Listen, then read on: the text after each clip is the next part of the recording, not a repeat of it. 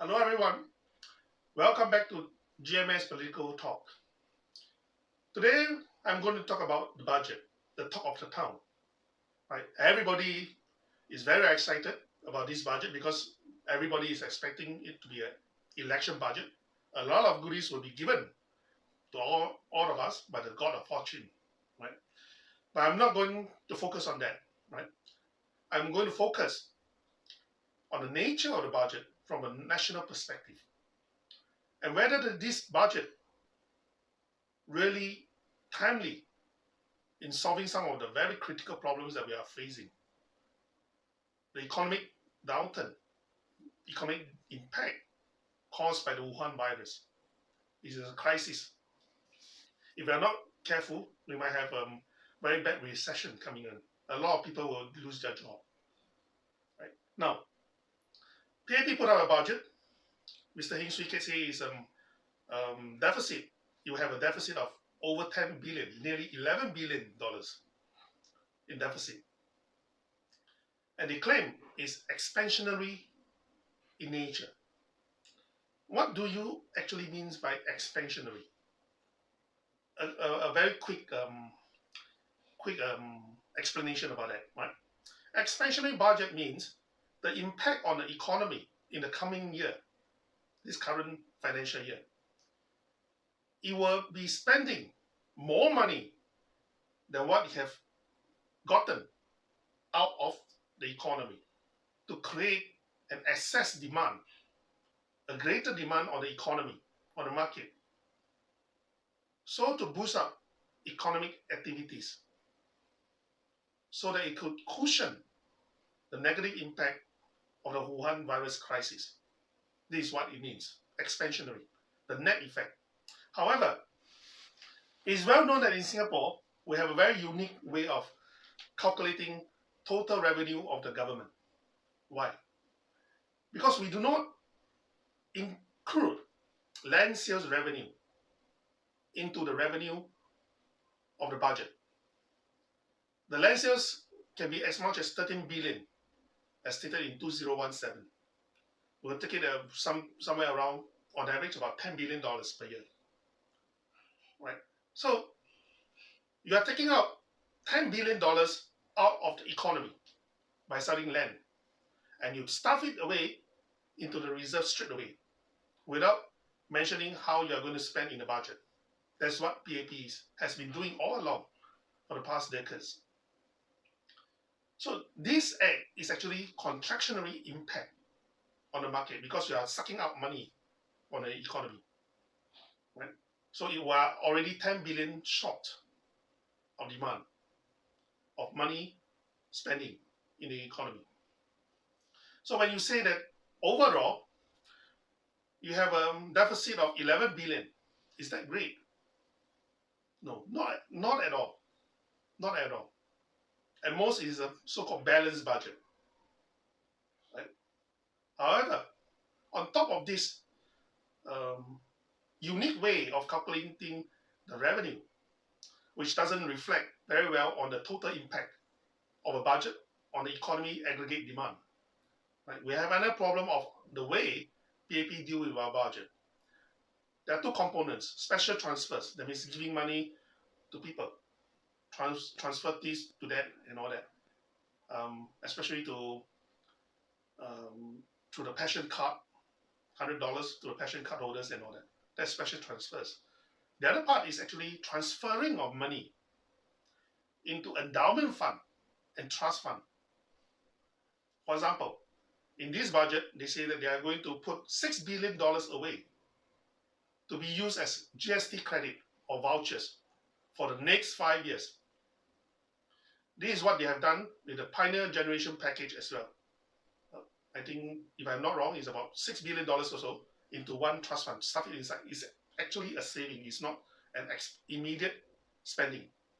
Right? So these $6 billion do not have the direct impact on the economy in the current financial year. So it doesn't help. In other words, it doesn't really help to cushion the impact of the economic downturn due to the Wuhan virus. If you look at the budget itself, This is it. This is a small little print, right? On top of it says that there are a total of 17.3 billion. Oh, they are going to put into endowment fund and trust fund in total, right?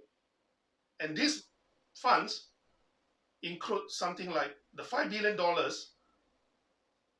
of the climate change fund to cater for the coastal defense team. We do not know when they are going to spend it, but definitely not in the coming current financial year. So it doesn't have an immediate impact on the economy itself in the current year. Another $1 billion in cybersecurity fund, which is expected to be spent over the 3 years, right? Again, it doesn't have a direct impact in total in the current financial year. In fact, if you look at the Pioneer Generation Fund, Merdeka Fund, and all that, they normally spend less than what they have put in, much lesser than what they have budgeted. So, why not if you look at it, does this budget, so-called, have a real expansionary impact on the economy? No. A deficit spending does not necessarily equate to expansionary means for the economy. This is in Singapore context. Very unique. Because most of the countries in the world will put the land sales revenue into their budget, but not in Singapore. PAP government doesn't do that. And PAP government is very, very good in financial acrobatic.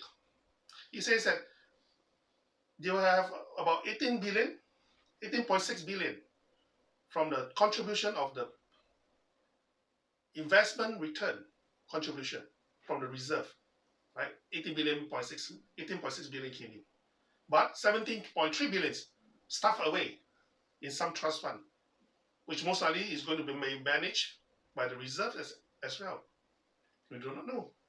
So from one savings, returns one savings, you stuff it inside in another savings account, right? Even when they say that they are spending $250 million, about 200 plus million for top up for the elderly, $600 per person, but it's $1 to $1 match. Right? That is actually putting money back into a saving. It's not a consumption. It doesn't have a direct impact on the economy for the current year. So I would say it might sound as a deficit budget to PAP, but it is not right from the start, because we are already shortfall of about $10 billion of land sales, which are not included in the revenue. And on top of that, we have about 17.3 billion stuffed away as a savings in endowment fund, in trust funds, which will not be helping the economy to cushion the impending threat of the Wuhan virus. So the fundamental question we have to ask PAP, is this budget really going to be effective to cushion the negative force on the economy caused by the Wuhan virus crisis? I really doubt so. I seriously doubt so. Right? And the fact is, they only spent $4 billion for employers to keep jobs for Singaporeans and PRs. $4 billion. It sounds big. But imagine we have a GDP of over 550 billion. 4 billion is actually peanuts. So imagine if we do not put 6 billion in the GST rebates or goodies, vouchers give out for the people for the next 5 years, because we do not want, we will not increase the GST for the next 5 years. This $6 billion can be added on to such measures. And the ground is very, very sour. The so-called $20 rebate to taxi drivers, for example, for rental, is not working. Hundreds of taxi drivers are already queuing up to give back their taxi because they are making money every day.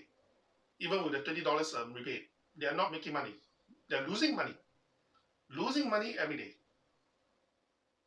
So while you are enjoying all the goodies, the $100, $200, $300 for the PAP government, think about the consequences on the overall economic picture, whether this will help the budget, will help the economy to kickstart, to prevent loss of jobs, to prevent economic downturn. And of course, when you walk into the election booth, polling station, vote wisely. We need people who understand economics to question the PAP rationale in all its budgeting. There are people who really knows economics in opposition parties. Mr. Tan Ji Seng is one of them. Kenneth Jayaranan is another one of them. Right? We have been discussing and we have come to the same conclusion. Right? The budget itself actually is not expansionary. It's actually stuffing money away in all sort of trust funds, also endowment fund, which is not going to help the economy for the current financial year. So vote wisely in the coming election. Thank you.